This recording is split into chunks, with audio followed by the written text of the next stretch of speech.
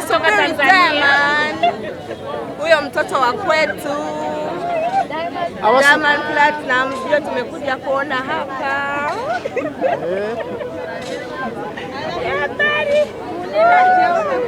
Ongea Swahili twende basi. Sasa niongee nini? Niulize nitakujibu. Niongee nini? Jibu atakujibu. Uliza swali nitakujibu.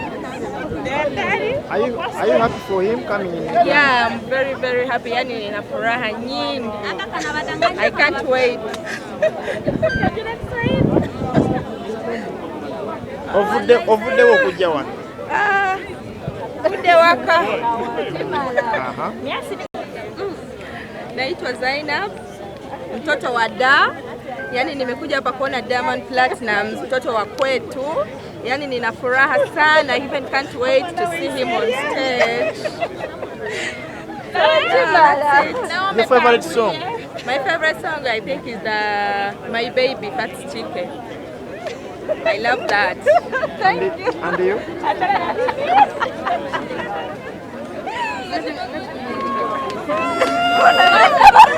Mungu kan kapata.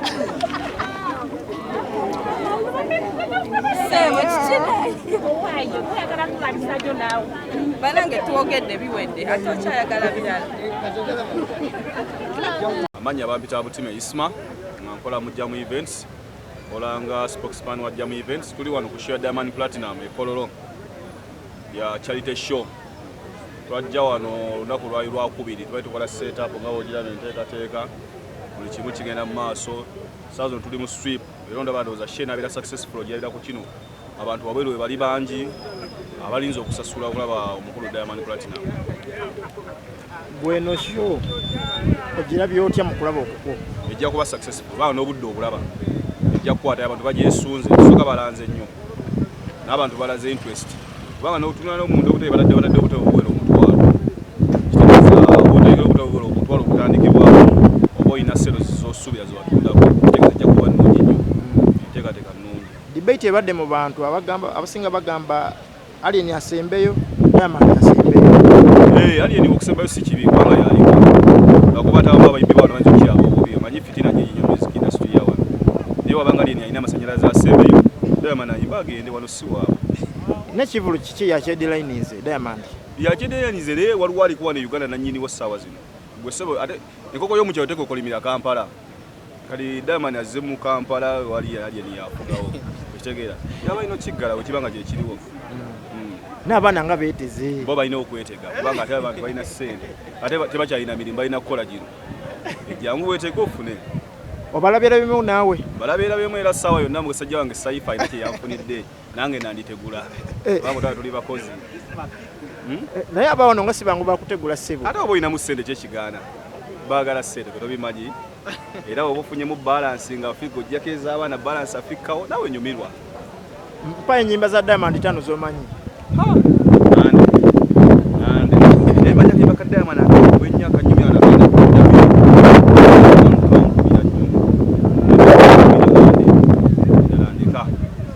ate nga Alien yagenda okuyimba songa omuzazi Alien manja zikumenyera ziri ez'Alien alinawo pate alinawo lockdown alinawo mami alinawo tubalumya miti siti addenya alina kiggala obanga gyekiriwo mbeera bwetu. Ene sound nungi sound ya Fenon Steve Spice akozemu sound check abadde nungi era buli muntu asubira kujja mu show ya Diamond Platinum onaku lwaliro manya sound muzuri buli omuwala agenda kunyumirwa security gulugulu security gyekisingendera okuba ekintu okuba ekyomugaso yangu n'essimu yo yokwata ebifaananyi byayo n'essimu yo sound lwotula ogenda kunyumirwa ordinary VIP ne Platinum buli omuwala ajja kubeera comfortable mu nsawo ye nga balance buli kimu enteekateeka nga omanyi ebya comedy store wa Muhanji baba kikuddemu buli kimu kiba malidadi sana. Entula eretya mu ndeeyo entula wano omulango tuliko nga oyambukidde ku Afrikana oba yambukidde ku Afrikana hotel Afrikana nga oyise ku side eyo ojja kuba oyingira ordinary ojja kuba oyita mulyango wa ordinary era ordinary abagenda okusasula emitwalo 7 gye bagenda otuula eno mu butebe obweru kati VVIP ne VIP bajja kuba bayita ku mulyango ogweri ngwese side zeri kololo side zeri gye bayita ku kololo leno bajja kuba bayita side zeeyo abali mu miliyoni 3 miliyoni 5 n'emitwalo 15 era jangu osubira kwa ali modinale ojja kuyita ku side ya African eno gye tugenda okuyitira. Manya bampita Richard Saifa nange era nva mu Jam Events. Fa bategese nga wola bebe fa bataddeyo ebintu nga obiraba bebiri. Twesunze bantu muganda wange. Twesunze okulaba abantu. Mwa abakozi namwe munyumirwa ebivulo ba mubeera ku mirimu gyammwe. Ate twamaze dde okukola kwawedde dda kati tulinze kunyumirwa nafe kulaba nga tunga tukuuma ebintu batadde. Mu kunyumirwa ogenda nyumirwa ki ekusinga? Okunyumirwa ebyana ebiwala obiraba bya zedda nga obiraba byeteze dda. Wafunye dda ku namba? Sinafuna mukama wange naye nja kufuna obudde bukyali bwa kumakya. Oba abeekololo batya? Nedda sewa. Era kololo gye tukulidde muganda wange. Oyagala funa namba nga meka leero? Namba 10 zijja kumala muganda wange. Ozikozesa ki? Emirimu gy'ennamba ogimanyi mukama wange. Olina emirimu gy'obagabira? Era emirimu tumanyi okukwatibwa jjamu w'emirimu nga twetaaga ku bakozi tomanya. Abayimbi bangi abagenda okujja ani g'osinza okwesuka? Alien Skin okimanyi naawe yaliko muganda wange. Yaliko era batukoze bubi okubanga si yagenda okuggala share. Batukoze si bulungi nnyo twali tusuubira yagenda okuggala kwa yafuga kati e Kampala. Nnyimba zizo osinga okwagala kubiri? Alien Skin pate kankobeki. Nsaba busabe kino kye bayita okola ki okuddugaza emmeeza. Olulumu olulala sitya denja muganda omusajja tatyaki denja nga palaso yamukuba. Tatya denja gwe togiraba kati gwe mukulabako olaba ani aliko essaawa zino palaso yakuba oba Alien Skin gwe bakuba. Naye yatyamu denja awo? Ate just era nga okimanyi nti omuba ogenze mu maka g'omuntu omuwa ekitiibwa ky'okugenda mu maka gaaki g'omuntu oyo gy'ogenze. Embeera nga ogiraba essaawa zino abantu baabo bangi nga olaba tugenda mu sweep situyite sweep era ekivulo ekinaakwatayo kirabirwawo nga abantu bafulumya wabweru n'abali willing okusasula baba bano we bali batuuse dda nga we mulaba yembeera etambula kati essaawa zino wanene ekkololo kisaawe ebyana biwala bibyo bya zedda weebiri nebiri ebirala bibiri eri saidi zeeri ebyezo oba okimanyi tolinaamu ssente ogira okyanoonya kubanga ekiri ekkololo kikambwe bukambwe kintu kyakutte dda. Akyali ewaka omugamba? Akyali ewaka kyenyinza okukugamba essaawa zino oba tolina mmoloka linnyira booda otuuke ekkololo kubanga ebifo binaatera okuggwayo. Sigamba mugamba mutya? Amanya go? Amanya nze Prim. Ki ekikulesa ekkololo? Nze kuperforminga. Toze kulaba? Nze kuperforminga. Mwe bagenda okulaba?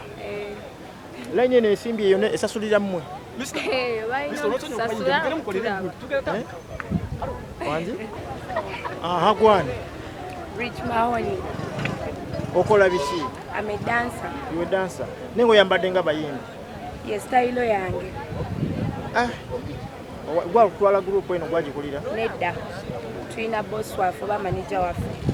Bwengo yambala byanjalo ku byabanne. Ati ndi munene. Ate ne concept zenkola zanjawulo. Mazina ki gogamba gogenda okuzinira abantu bakyamuke? Zina buli mazina. Gonna nga zina. Owaye amanyi nga mangi tatunga nziraba zijjudde ku mubiri. Ze bwentyo. Eya boyfriend yeriwa gye weekubako erinnya lye? Simanyi na love weefaanana. Lwazi. Kyogamba olikyali virgin? Nedda. Ndisiima. Neki? Sinoonya. Kumenya mitima kyekyakugoba ku mukwano? Okitegedde. Nze Fatuma Akafatso abasinga abamanyi bakuta Fatso kikiridde Officers Choice whisky yonna gye twakaleeta mpya. Tuli wano Lugogo tubadde twagala twakugrading Kololo Airstrip. Muliwa? Kololo Airstrip. Twagala kuregardinga kyakunywa kyaffe kitambule all over Uganda because it's the best actually. Kati tuli wano ku Kololo Airstrip abantu bangi. Like seriously abantu bangi tetumanyi oba tunaweza Kololo Airstrip badde na ntono.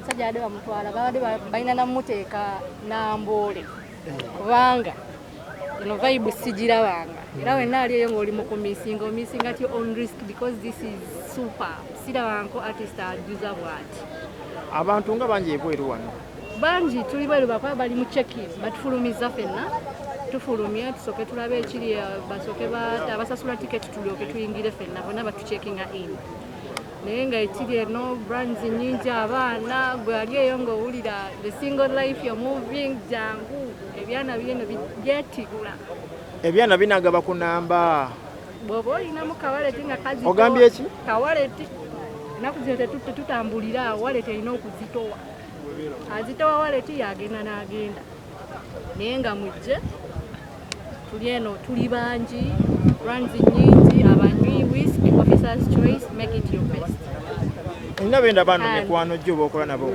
kampuni mwajesalinga bakazi bokka tulinamu n'abasajja naye lwakuba nti abasajja webali bali saidi eno ninamu bano basajja webali n'abakyala webali bali babayita baani bali bano almost baba ushers naye bapromotinga ekyokunywa ekyo tulinawo officers choice netubeera ne bia gwe bayita oje bebalenza oba olaba wali netubeerawo ne wine naye lwakuba kati sano twagala kugira whisky eyo eba trendinga for now tuli ku officers choice because yekyasinze okutundibwa mu nsi yonna omuntu ali yayagala okujja sooka omugambe kwabo wabazze ani gwatalina kukwatako ani gwalina okukwatako sigenda kulimitinga naye nga wabbula akandooza ali ye ne choice yiyo oba oyagala kukwatako nga we nagambye nti abaana beetibula byana weebiri abisobola yajja waleti yokka yekweyimirira kyekyokka webaye waleti togisobola tolina gwogenda kufunako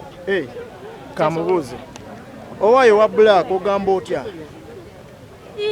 tokubye nnyo ogamba otya genda ogamba otya kumwe mwena nga emuli omuntu wabazze ani gwalina okukwatako ani gwatalina kukwatako ffenna batukwatako